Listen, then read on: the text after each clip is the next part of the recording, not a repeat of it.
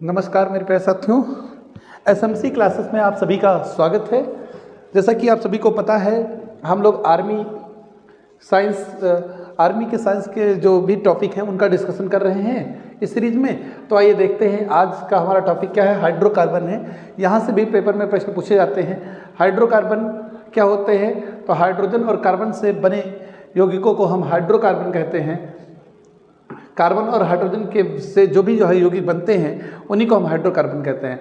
Hydrocarbon मुख्यतः दो प्रकार के होते हैं। एक होता है संतृप्त हाइड्रोकार्बन, दूसरा हमारा क्या होता है, असंतृप्त हाइड्रोकार्बन। हमारा संतृप्त हाइड्रोकार्बन को ही पैराफिन कहते हैं या एल्केन भी कह सकते हैं। नहीं, क्या कह सकते हैं, एल्केन भी कहते हैं। आपको यहाँ समझना होगा, तो कार्बन की वैलेंसी है, आपको याद रखनी है, कितनी होती है, 4 होती है। हाइड्रोजन की वही वैलेंसी पूछी जाए तो 1 होती है। कार्बन में श्रृंखलन का गुण पाया जाता है, जिसके कारण लगभग आज 30 लाख से भी अधिक कार्बन के कार्बनिक यौगिक ज्ञात है।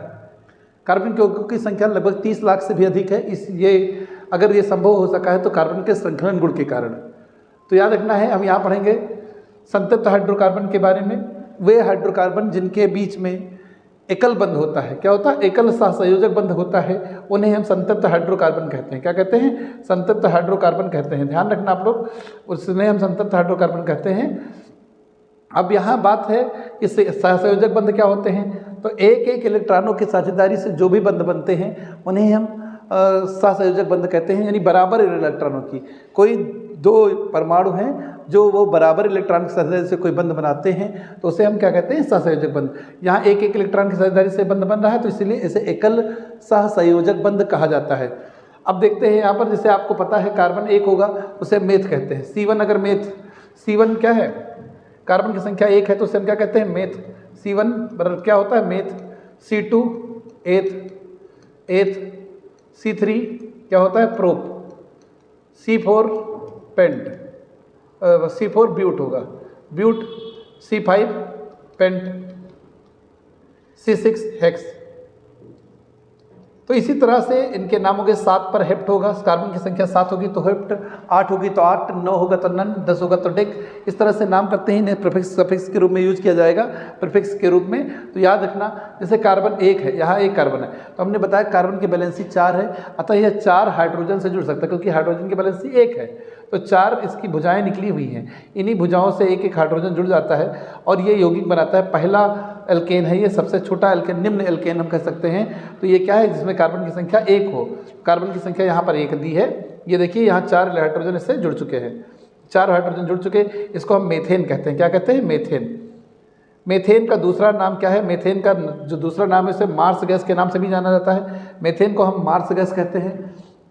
आप लोग याद रखना, एल्केनों का जो सामान्य सूत्र पूछ लिया जाए आपसे तो क्या होता है, CnH2n+2 होता है। क्या होता है, CnH2n+2 एल्केन का सामान्य सूत्र होता है। अब हम बात करते हैं, जैसे यहाँ पर 2 कार्बन है, तो पहली बात तो कार्बन कार्बन आपस में जुड़ेंगे, और कितने बंध द्वारा जुड़े हैं, सिंगल बंध द्वारा। तो दोनों की 3 वैलेंसी फ्री हो गई, तो 3 हाइड्रोजन वहाँ, 3 हाइड्रोजन यहाँ जुड़ गए। अब अगर इसका नाम पूछा जाए क्या होगा, तो कार्बन की संख्या 2 होती है, तो क्या होता है, एथ। और ये क्या, एल्केन है, एल्केन में हम एन जोड़ते हैं, लास्ट में क्या जोड़ते हैं, एन। तो एन जोड़ देंगे एथेन में, तो क्या हो जाएगा, एथेन। क्या हो जाएगा, एथेन। तो याद रखना, कार्बन की संख्या 2 होगी तो उसका नाम क्या हो जाएगा, एथेन। अब मार्स गैस के बारे में हमने बताया था आप लोगों को। मार्स गैस कहाँ पाई जाती है, तो दलदली जगहों पर मार्स गैस पाई जाती है। धान के खेत से कौन सी गैस निकलती है, तो मार्स गैस निकलती है। जब जानवर चुगाली करते हैं वहाँ से भी मार्स गैस निकलती है। आपको जानकर आश्चर्य होगा कि समुद्र से भी मार्स गैस निकलती है। और मार्स गैस जो है आपकी, मार्स गैस जो आपका प्राकृतिक गैस है, उसका मुख्य घटक भी मार्स गैस यानी मीथेन ही है। तो ध्यान रखना है, मीथेन कहाँ कहाँ पाई जाती है, धान के खेत में पाई जाती है, यानी दलदली जगहों पर धान की। और जुगारी के, जब पशु जो है जुगारी करते हैं, यानी जब वो भोजन को रख करके मुंह में बाद में खाते हैं और जुगारी करते हैं, वहाँ से भी क्या, मीथेन गैस निकलती है। तो याद रखने वाले पॉइंट है ये मार्स गैस का उत्पादन, और समुद्र से भी मार्स गैस निकलती है, याद रखना। और बायोगैस का मुख्य घटक भी क्या है, मार्स गैस है। उसमें 55 से 65% या कई किताबों में 60% लिखा होगा। तो क्या पाया जाता है, मार्स गैस की उपलब्धता पाई जाती है। अब अगर हम बात करते हैं तो असंतृप्त, अगर यहाँ पर देखिए कार्बन की संख्या 3 हो रही है, तो वहाँ पर अगर हाइड्रोजन जोड़ा जाए तो 3 हाइड्रोजन इस कार्बन से, लेकिन मिड वाले कार्बन से क्या 2 ही हाइड्रोजन जुड़ सकते हैं, 2 ही हाइड्रोजन जुड़ सकते हैं। और बाहर जो कोने पर होंगे उनसे 3 हाइड्रोजन जुड़ सकते हैं। अब देखिए इस फार्मूले के अनुसार अगर कार्बन 3 है तो N अगर 3 होगा, 3 3 2 6 2 8, हाइड्रोजन कितने हो जाएंगे, 8। C3H8, इसका सूत्र क्या होगा, 3 कार्बन पर क्या होगा प्रोप, और एन सभी सिंगल बॉन्ड द्वारा है तो एन, तो क्या हो जाएगा प्रोपेन, क्या हो जाएगा प्रोपेन। एक चीज़ आपने नोटिस किया होगा कि अगर हम CH4 मीथेन से एथेन की तरफ जाते हैं C2H6 और फिर C2H6 से C3H8 की ओर जाते हैं तो सभी में देखिए CH2 की वृद्धि हो रही, यहाँ पर भी CH2 की वृद्धि, यहाँ पर भी CH2 की वृद्धि हो रही। तो आप सोच सकते हैं एक निम्न उच्च से एल्केन से दूसरे उच्च एल्केन में जाने पर, वृद्धि होने पर, तो CH2 की क्या होती है, वृद्धि होती है। ध्यान रखना आप लोग। अगला पॉइंट हमारा है एल्केनों के बारे में, यहाँ दिया हुआ है एल्केन क्या होते हैं, CnH2n+2 एल्केनों का सामान्य सूत्र होता है। कई बार एग्जाम में आपके पूछा भी गया है, यूपी कई कम्पिटिटिव एग्जाम में पूछा गया है। आर्मी के लिए तो बहुत ही मोस्ट इंपॉर्टेंट है कि एल्केन का सामान्य सूत्र क्या होगा, CnH2n+2। अब यहाँ पर कुछ निम्न एल्केनों के नाम दिए हैं, मेथेन, एथेन और प्रोपेन। सूत्र देखिए, CH4 मेथेन है, C2H6 क्या है आपका एथेन है, C3H8 आपका क्या है आपका प्रोपेन है, और C4H10 अगर हो जाए तो क्या हो जाएगा ब्यूटेन, इसे क्या कहेंगे ब्यूटेन कहेंगे। तो याद रखना। अब हमने यहाँ कुछ गैसों के नाम लिखे हैं, इनके घटक पूछे जा सकते हैं। LPG का फुल फॉर्म होता है लिक्विफाइड पेट्रोलियम गैस, हिंदी में कहते हैं द्रवित पेट्रोलियम गैस। LPG का जो हम लोग घरों में सिलेंडर खाना बनाने के लिए यूज़ करते हैं उसमें LPG गैस भरी होती है। कौन सी गैस भरी होती है, LPG एक गंधहीन गैस होती है। ध्यान रखना। आप लोग सोचेंगे सर इसमें तो गंध पाई जाती है, तो वो गंध जो LPG में जो गंध पाई जाती है, गंध वह किसके कारण होती है, एथिल मरकप्टन के कारण, ध्यान रखना आप लोग। ये गंध किसके कारण होती है, एथिल मरकप्टन। अन्यथा जो आपकी LPG गैस है वो गंधहीन है, उसमें कोई गंध नहीं होती, लेकिन ये बहुत ही ज्वलनशील गैस है, इसलिए अगर इसमें गंध नहीं हो तो लीक हो कहीं पर, तो अगर गलती से कुछ गलती के कारण विस्फोट हो सकता है, तो इसीलिए उसमें एथिल मरकप्टन मिला दिया जाता है। एथिल मरकप्टन का सूत्र होता है C2H5S। एथिल मरकप्टन का सूत्र क्या होता है, C2H5S होता है। इसे मिला दिया जाता है ताकि उसमें जो गंध देखने को मिलती है वो किसके कारण होती है, एथिल मरकप्टन के कारण। LPG का हमने नाम फुल फॉर्म बताया, लिक्विफाइड, L से लिक्विफाइड है, P से पेट्रोलियम, G से गैस, हिंदी में कहते हैं द्रवित पेट्रोलियम गैस। आप लोग लिख लीजिए, वीडियो को पॉज करके इनका नाम लिख लेना। अब इसके जो मुख्य घटक होते हैं वो कौन होता है, BP से याद रखना है, B से ब्यूटेन, P से प्रोपेन। ब्यूटेन इसमें 80%, 20% प्रोपेन होता है। क्या होता है, 20% प्रोपेन होता है। तो ध्यान रखना, ब्यूटेन 80% और 20% क्या होता है, प्रोपेन होता है। अगर वहीं बात करें CNG की, CNG का फुल फॉर्म है कंप्रेस्ड नेचुरल गैस। क्या है, कंप्रेस्ड नेचुरल गैस। कुछ LNG भी आने वाले हैं, अभी तो इसके बारे में थोड़ा डिस्कशन नहीं, तो इसे आप मत लिखना। LNG अभी हम बाद में चर्चा करेंगे इसकी। CNG क्या है, CNG को कहते हैं कंप्रेस्ड नेचुरल गैस। क्या कहते हैं, कंप्रेस्ड नेचुरल गैस। संपीड़ित प्राकृतिक गैस होती है। इसमें मार्स गैस की उपलब्धता 60% के आसपास पाई जाती है। मार्स गैस यानी मीथेन, CH4 लगभग 60% के आसपास पाई जाती है। वहीं पर आप जान लीजिए, H2 को हम भविष्य का ईंधन कहते हैं। क्या कहते हैं, हाइड्रोजन को हम भविष्य का ईंधन कहते हैं, क्योंकि हाइड्रोजन को जलाने पर इन सभी की तुलना में अत्यधिक ऊर्जा या ऊष्मा मुक्त होती है, इसीलिए H2 को हम भविष्य का ईंधन कहते हैं। ध्यान रखना। आगे चल के हम बात करते हैं असंतृप्त हाइड्रोकार्बन की। तो वे हाइड्रोकार्बन जिनमें क्या होता है, डबल द्विबंध व त्रिबंध पाए जाते हैं, उन्हें हम असंतृप्त हाइड्रोकार्बन कहते हैं। तो द्विबंध जिनमें पाया जाता है उन्हें एल्कीन, और जिनमें त्रिबंध पाया जाता है उन्हें एल्काइन कहते हैं। क्या कहते हैं, द्विबंध वाले को एल्कीन, त्रिबंध वाले को एल्काइन। एल्कीन का समान सूत्र क्या होता है, CnH2n होता है, CnH2n होता है। ध्यान रखना। एल्कीन के लिए देखिए एक एग्जाम्पल दिया हुआ है हमारे पास, दो कार्बन के बीच में डबल बॉन्ड हमने बना दिया। एक निम्न एल्कीन का उदाहरण दिया है। अब देखो, इस कार्बन की वैलेंसी 2 फ्री है तो 2 हाइड्रोजन जुड़ जाएंगे, इसकी भी 2 फ्री, 2 हाइड्रोजन जुड़ जाएंगे।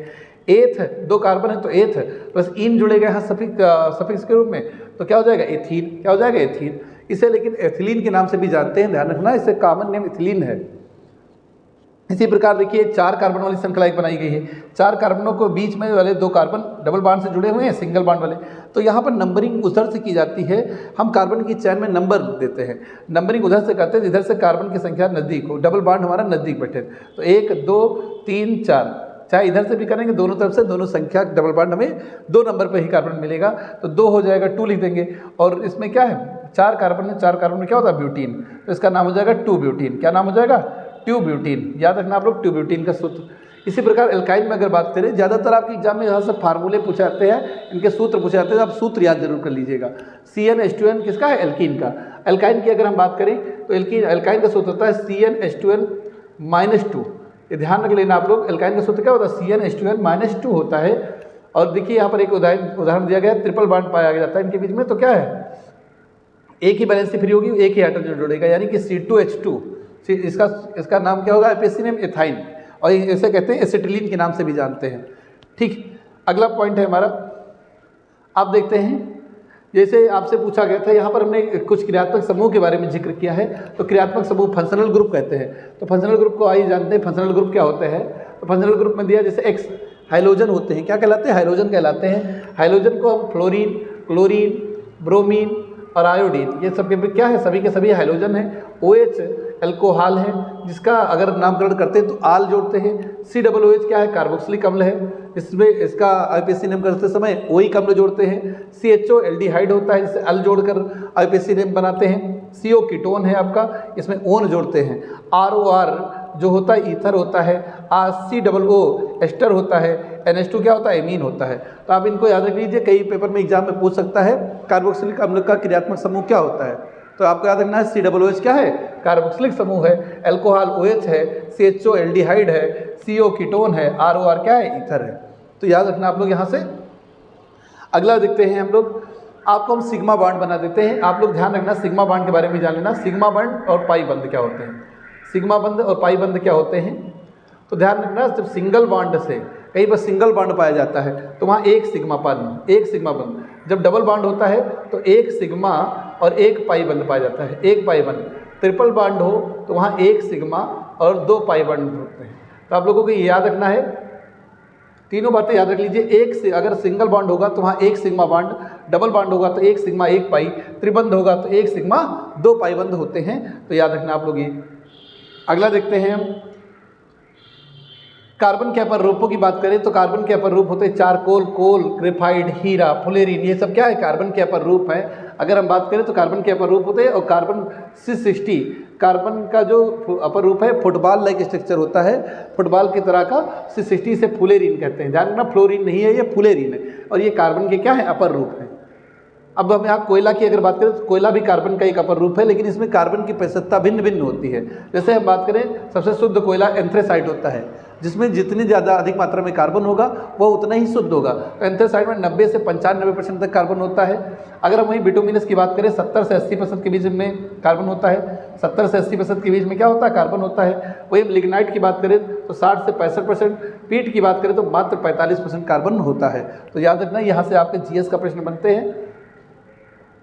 अब कुछ नामकरण हमने दे रखे हैं आपको। SCHO एक एल्डिहाइड ही है, CHO जैसे हम फार्मेल्डिहाइड कहते हैं, क्या कहते हैं, फार्मेल्डिहाइड। फार्मेल्डिहाइड का सूत्र क्या होगा, SCHO, इसका आईपीएसी नेम होगा मिथेनल, क्या होगा, मिथेनल। वहीं CH3CHO क्या है, आपका एल्डिहाइड। याद रखना एल्डिहाइड है, लिख लेना आप लोग, एल्डिहाइड CH3CHO क्या है, एल्डिहाइड है, इसका आईपीएसी नेम एथेनल है, क्या है, एथेनल है। वहीं HCOOH की बात करें तो HCOOH क्या है, फार्मिक अम्ल, क्या है, फार्मिक अम्ल, इसे फार्मिक अम्ल कहते हैं। इसका आईपीएसी नेम है मेथेनोइक अम्ल। आप लोग ये ध्यान रखना, चीटा, चींटी, बिच्छू के डंक में जो अम्ल पाया जाता है वो कौन सा होता है, HCOOH होता है, इसी को फार्मिक अम्ल कहते हैं। वहीं CH3COOH की बात करें, इसे एसिटिक अम्ल के नाम से जाना जाता है या एथेनोइक अम्ल कहते हैं। इसको एथेनोइक अम्ल जो सिरका में प्रमुख रूप से पाया जाता है।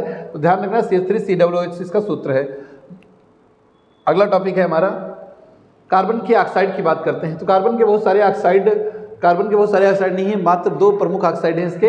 अगर हम कार्बन को सीमित मात्रा में, वायु की सीमित मात्रा में जलाते हैं तो CO बनता है, कार्बन मोनोऑक्साइड। क्या बनता है, कार्बन मोनोऑक्साइड, जो एक बहुत ही विषाक्त गैस है। अगला बात करते हैं, अगर असीमित मात्रा में ऑक्सीजन, अगर यानी कह सकते हैं वायु की असीमित मात्रा में अगर कार्बन का दहन कराते हैं तो CO2 मुक्त होती है, कार्बन डाइऑक्साइड मुक्त होती है। ध्यान रखना, कार्बन डाइऑक्साइड जिसका अणुभार कितना है, 44 है। अणुभार कितना है, 44 है। ड्राई आइस इसके नाम से इसे जाना जाता है, इसे शुष्क बर्फ कहते हैं। क्या कहते हैं, शुष्क बर्फ के नाम से भी जाना जाता है, ड्राई आइस। आपको हम यहाँ बता दें, कार्बन अगर ड्राई आइस को सीधा एक एटमॉस्फेरिक प्रेशर पर अगर ड्राई आइस को रख देते हैं तो सीधा द्रव अवस्था में न परिवर्तित होकर सीधे ठोस अवस्था में परिवर्तित हो जाती है। ये बात आप लोग ध्यान रखना, अगर एक एटमॉस्फेयर पर शुष्क बर्फ को रख दिया जाता है तो वह सीधा द्रव अवस्था में न परिवर्तित होकर सीधे गैस अवस्था में परिवर्तित हो जाती है। ये याद रखना। अग्निशामक यंत्रों में भी इसका प्रयोग किया जाता है। CO2 का प्रयोग अग्निशामक यंत्रों में भी किया जाता है। जो आग बुझाने वाले सिलेंडर होते हैं उनमें CO2 गैस भरी होती है। सोडा वाटर, जो कोल्ड ड्रिंक लाते हैं, कोल्ड ड्रिंक या पेय पदार्थ जो सोडा वाटर लाते हैं उसमें क्या होता है, CO2 गैस भरी होती है। वायुमंडल में बात करें तो 0.03% CO2 पाई जाती है। प्रकाश संश्लेषण क्रिया में इसका उपयोग पौधों द्वारा किया जाता है, भोजन बनाने में इसका प्रयोग किया जाता है। ये क्रिया होती है CO2 प्लस H2O। सूर्य के प्रकाश में, सनलाइट में यह क्रिया क्या बनती है, ग्लूकोज यानी मंड का निर्माण करती है, स्टार्च या मंड का निर्माण करती है। और मनुष्य द्वारा श्वसन क्रिया में CO2 गैस छोड़ी जाती है, ध्यान रखना आप लोग। अब इन दोनों गैसों को हमने एक नाम दिया है ग्रीन हाउस गैसेस। ये दोनों गैसेस ग्रीन हाउस गैसें हैं जिसके कारण भूमंडलीय ताप में लगातार क्या हो रही है, वृद्धि हो रही है। तो याद रखना है, ये पॉइंट सारे आपको याद रखने हैं, बहुत इंपॉर्टेंट हैं। यहाँ कुछ अयस्क बताए गए हैं आपके। अयस्क क्या है, अयस्क और इनसे शुद्ध धातुएं प्राप्त की जाती हैं। अयस्क धातुओं का एक अशुद्ध रूप है जिन्हें हम अलग अलग भर्जन और निस्तापन की प्रक्रिया द्वारा शुद्ध कर धातुएं प्राप्त कर सकते हैं। तो सोडियम के कुछ अयस्क बताए गए हैं। NaCl जिसे सोडियम क्लोराइड कहते हैं, साधारण नमक का सूत्र, यहाँ से भी हम सोडियम प्राप्त कर सकते हैं। Na2CO3 10H2O जिसे हम धावन सोडा कहते हैं, धावन सोडा, यहाँ भी सोडियम प्राप्त किया जाता है, इससे भी सोडियम प्राप्त किया जा सकता है। NaSO3 बेकिंग सोडा है, बेकिंग सोडा, इससे भी हम प्राप्त कर सकते हैं। इससे कहते हैं सोडियम कार्बोनेट, इससे सोडियम बाइकार्बोनेट। बोरेक्स, ये इंपॉर्टेंट है, आप इसका सूत्र लिख लेना, Na2B4O7 10H2O। बोरेक्स, ये यहाँ से भी सोडियम प्राप्त किया जा सकता है, यह भी एक सोडियम का अयस्क है। अगर हम एल्युमिनियम की बात करें तो एल्युमिनियम का अयस्क क्या है, बॉक्साइड। Al2O3 एल्युमिनियम का एक अयस्क है जिसका नाम क्या है, बॉक्साइड। आपसे कई बार जीएस के पेपर में पूछा जाता है बॉक्साइड किसका अयस्क है, तो एल्युमिनियम का। अब उसके बाद क्रायोलाइट, क्रायोलाइट Na3AlF6 होता है। तो ध्यान रखना एल्युमिनियम भी है, इसका सोडियम का भी अयस्क हो सकता है। तो क्रायोलाइट Na3AlF6 क्या है, क्रायोलाइट एल्युमिनियम का अयस्क है। वहीं हम लोहे की बात करें, लोहे के प्रमुख अयस्क हेमेटाइट, मैग्नेटाइट और सिडेराइट। तो Fe2O3 क्या है आपका, हेमेटाइट। Fe3O4 आपका मैग्नेटाइट। सिडेराइट क्या है, FeCO3, FeCO3 आपका सिडेराइट। आयरन पायराइट की बात करें तो FeS2, FeS2 क्या है आपका, आयरन पायराइट है। अगला है आपका मरकरी। मरकरी का जो अयस्क है उसका नाम है सिनेबार। सिनेबार किसका अयस्क, कई बार पूछा गया है, मरकरी का अयस्क है। कापर का अयस्क है क्यूप्राइट, क्या है क्यूप्राइट, CO2O कहते हैं क्यूप्राइट। जिंक का है कैलामाइन, ZnCO3 किसका, कैलामाइन का अयस्क है। तो ये तो बहुत इंपॉर्टेंट पॉइंट थे, और कुछ यहाँ पर हमने सूत्र लिख दिए हैं, ये भी आपके लिए बहुत इंपॉर्टेंट है। C6H5CH3 इसको टाल्विन कहते हैं, क्या कहते हैं, टाल्विन कहते हैं। C6H5OH ये फिनाल है आपका, फिनाल। अगला है आपका C6H5NH2, ये आपका एनिलीन है, क्या है, एनिलीन है। तो ध्यान रखना, ये बहुत ही इंपॉर्टेंट टॉपिक है आपके लिए, और इसी तरह के वीडियो भी हम लाते रहेंगे। आप लोग बस चैनल को लाइक एंड सब्सक्राइब करते रहिए, और उसके बाद आप लोग हमसे जुड़े रहिए। विश्वास करिए, एग्ज़ाम से पहले हम पूरा साइंस और जीएस का भंडारा करवा देंगे। धन्यवाद क्लास।